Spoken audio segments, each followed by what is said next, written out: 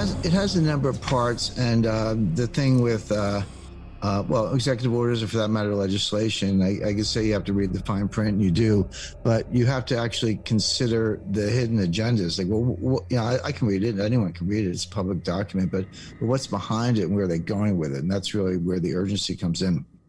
And it's basically an order that accelerates the U.S. movement towards a central bank digital currency, so-called CBDC. These are happening all over the world. Beijing already has one. They're past the prototype stage. They kind of rolled that out during the Winter Olympics last February. Believe it or not, the Bahamas has a digital currency. There are a few other countries that have already gone in that direction. Europe is the European Central Bank is very far along. The U.S. and the Federal Reserve, because they print the currency, they understood the importance of it. They were watching it, but they were kind of taking their time, like, hey, we're the biggest payment currency, biggest reserve currency in the world, which the dollar is, and we don't want to race into something if it's not thought out. And they were doing a kind of a joint venture R&D program with MIT. Okay, and they got some experts there, so that seems to make sense. But all of a sudden, they accelerated it, and they said, no, we got to move fast on this, and we got to catch up. And that's what 14067 was about. But so that's kind of what you could get from reading. But what's the hidden agenda? Well, the first of all, just a little bit of background on central bank digital currencies. It's still the dollar, so a digital dollar is still a dollar, a digital Chinese yuan is still a yuan, a digital euro is still a euro. So it's not a new currency, but it is a new payment channel, and it is a new form of the currency, if you want to think of it that way, even though it's still the dollar. And so it goes hand in hand with getting rid of cash. In other words, I'll spend, in a minute, we'll get into what the central bank digital currency, what the hidden agenda is behind that. But as I go through the list of really bad things that can happen, you say, well, okay, but I still got cash. I can go down to the bank and get a, whatever, $10,000 or $100,000 in cash. By the way, that's not easy to do. I say that. It's not. Legally you can. It's legal. It's not illegal. But try doing it. They'll tell you to come back, make an appointment. They don't have that much money. They got to ship it in. You better show up with like your birth certificate and 5 character witnesses, and then they'll report you. They'll report you to the Treasury, actually the Financial Crimes Enforcement Network knows the word crime.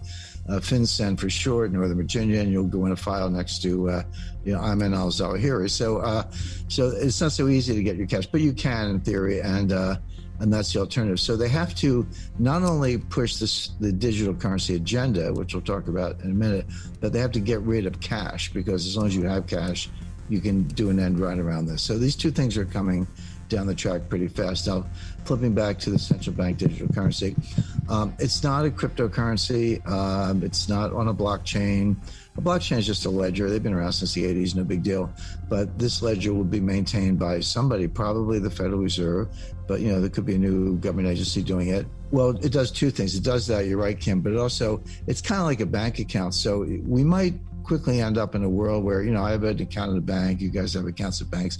Well, those banks are either members of the Federal Reserve System, or they're smaller banks that are correspondents of bigger banks that are members of the Federal Reserve System, like Bank of America or Wells Fargo. Heaven help you with Wells Fargo. But the point being, the banks kind of keep all the books. We might be in a world where you would have an account at the Fed.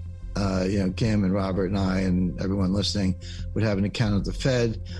We'd have it on our iPhone or our Samsung or whatever our mobile phone is. And if I send you money, the Fed takes it out of my account and sends it to your account. End of story. Kind of like a Venmo type of thing with, larger denominations, et cetera. That has implications in terms of disintermediating the banks. Like, if you can do that, which you can technically, who needs banks? But to your point, Kim, the selling point is, well, it's better, faster, cheaper, okay, which it is. So, for example, I go to a bookstore and I buy a book with a credit card. So I get the book. Well, the merchant, the retailer, has this receivable, and so they sell it to what's called a merchant acquirer. Merchant acquirers are finance businesses that buy a whole bunch of receivables from a whole bunch of little retailers or even larger retailers. They then take that bundle of receivables, now we're talking hundreds of millions or more, and they deliver it to MasterCard or Visa, and then they get paid. Obviously, they make a little money on that. MasterCard and Visa then send those receivables to the banks that issue the credit cards, and then the bank sends me a bill and I pay the bill.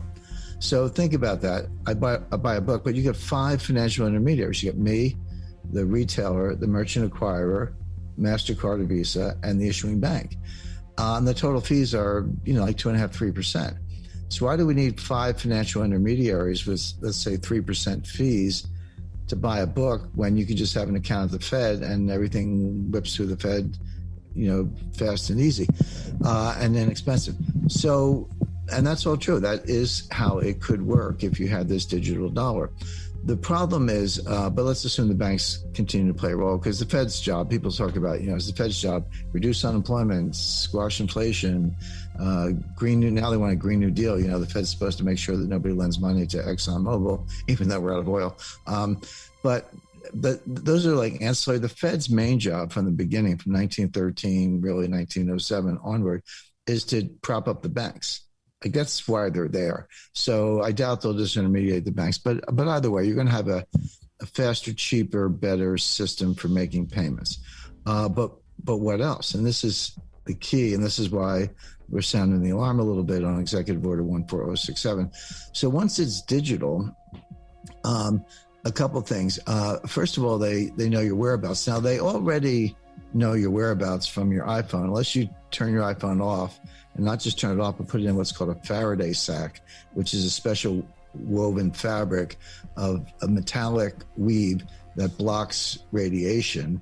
And by the way, do the same thing with your Easy Pass and a bunch of other stuff. But unless you do that, then they know where you are through your iPhone or your Samsung or whatever. So they already know your whereabouts.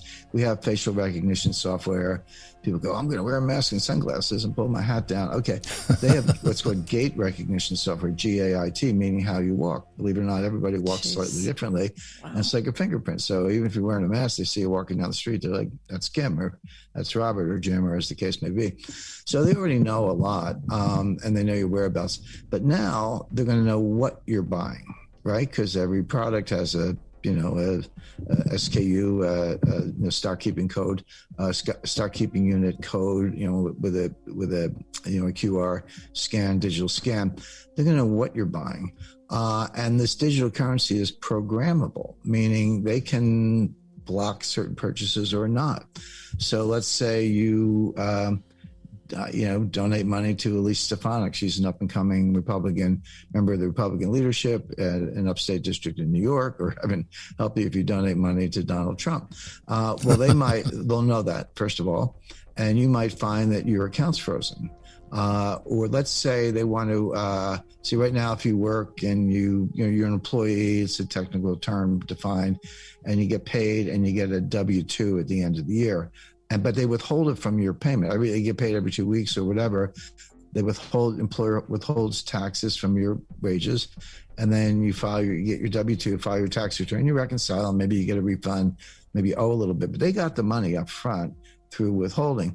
But that's not true for independent contractors and professionals, so doctors, lawyers, architects, landscaping store, and anybody who's not a W-2 employee doesn't have withholding. They got to pay their taxes.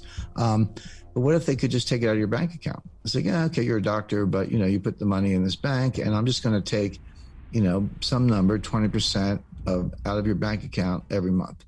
And yeah, we'll send you a statement, 1099, file your tax return, and you owe or you get a refund, but no more honor system. In other words, no more waiting till year end. We're going to take it out of your bank account. Or what if, as a form of stimulus, even though it's not stimulus, but they'll call it that, they say you get money in your bank account. Okay, but we're going to put a countdown clock on your bank account. And if you don't spend 10% of it in the next 30 days, we're going to deduct, that much. So in other words, use it or lose it. So now all of a sudden, I worked hard, I've made this money, it's in the bank, but you're telling me if I don't spend it, I'm going to lose it anyway, so I might as well go spend it. And of course, the idea is to stimulate the economy. But the point is, the number of things you can do, from surveillance to identifying your political preferences, withholding taxes, account freezes, account seizures, time limitations on your money. Your money's like a countdown clock. It expires after a certain period of time, et cetera. I could go on and on, but you take the point, which is it's not your money anymore. I've always said to people, if you put your money in the bank, it's not your money, it's the bank's money, and they'll give it to you if they feel like it. Well, this is that same idea on stilts. And this is like, and now the government's involved, and it's easier, everything easier, faster, cheaper about payments is also easier, faster, cheaper about surveillance, confiscation, account freezes, etc. And then people say to me, they explain that when I just said to you guys, and they say, oh, that'll never happen. It's already happening. I mean, it's already here. Talk to the Freedom Convoy in Canada, what my neo-fascist friend Chrystia Freeland, who's the Deputy Prime Minister and Finance Minister, did to the Freedom Convoy. Now, okay, they pulled into Ottawa in the middle of winter, and I was just in Ottawa a couple of days ago, by the way. It's a pretty city, but pretty small, actually. They stalled traffic. They blew the horns at 3 a.m. All Trudeau had to do was come out, say, who are your leaders, meet with them, hear their demands, give them a few, not all. They would all go home, and that would be the end of it. He didn't do that. He went into hiding. He's sort of a coward. He's not very smart. Chrystia Freeland is a tough cookie, to put it in polite terms. She called the banks in Canada. Now, the difference between Canada and the U.S., they only have 5 big banks. We've got like 5,000 or something. But there's, CIBC, Royal Bank of Canada, Bank of Montreal, Nova Scotia, and TD. She called the banks, identified the bank accounts of the truckers, and froze all their accounts. She didn't stop there. She then called the crypto exchanges, because, I know what cold wallets are, but a lot of people put their money in crypto exchanges, got their names, froze their crypto accounts, seized their trucks. They couldn't feed their family. They were put in jail, held without bail. They literally couldn't feed their family in the middle of winter, all because of a non-violent protest. I want to emphasize there was no violence. Annoying. So give them a traffic citation for blowing your horn at 3 a.m, $500 fine, appear in court, whatever. I'm not saying there shouldn't have been any accountability, but being held in jail without bail, where all of your money's been frozen, your assets have been seized, they're non-returnable, and you can't feed your family for what, a nonviolent protest? But my point is, and that's an exercise in fascism, of course, but my point is that they did it all through digital banking systems and cryptocurrency systems. So, and they're doing it in China. They have what's called a social credit score. So if you, bad acts are, start with smoking, you're smoking, but you take a train to go to a protest, okay? And there are many runs on the bank. There's a group in China informing, don't pay your mortgages, because, in China it's a little different, because here the builder builds a house, and you guys build a house, a buyer comes along, buys the house, gets a mortgage, pays the mortgage, but they get the house. In China, you take out your mortgage before the house is built, and then you owe the money, but the down payment and the mortgage money is used by the builder to build the house, and you move in like a year or two later, but you're already on the hook for the mortgage, except that the developer stole the money and didn't finish the houses. But the banks are saying you got to pay the mortgage, and people are saying no. So people are traveling around China to join these protests, but in China you have a social credit score. So they identify you through the banking system and then turn off your ability to buy a train ticket or a plane ticket. Wow. And then it goes on from there. You post something, the worst thing you do in China is compare Chairman Xi to Winnie the Pooh. He kind of looks like Winnie the Pooh. So, it's true. And so if you post a Winnie the Pooh meme or something, good luck getting your kids into school. Good luck getting health care for yourself, et cetera. So my point is, this is already being done. And then people say it'll never happen here. Why not? Show me something that was really poorly done abroad that isn't being done here sooner than later, particularly with the Biden administration. So I'll leave it at that. But the point is, this is more than just a digital currency. This is more than just convenience and cost savings, which it is. That's how they sell it. This gives them total surveillance, total control. It's the ultimate realization of the total surveillance state.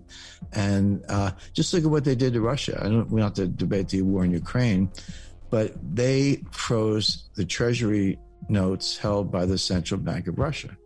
Well, what's the difference between that and default? Like, why do you buy a treasury note? Well, you buy them because you think the treasury is going to give you your money back, and with interest. But when they freeze them, they're like, well, no, actually, we're not giving you your money back.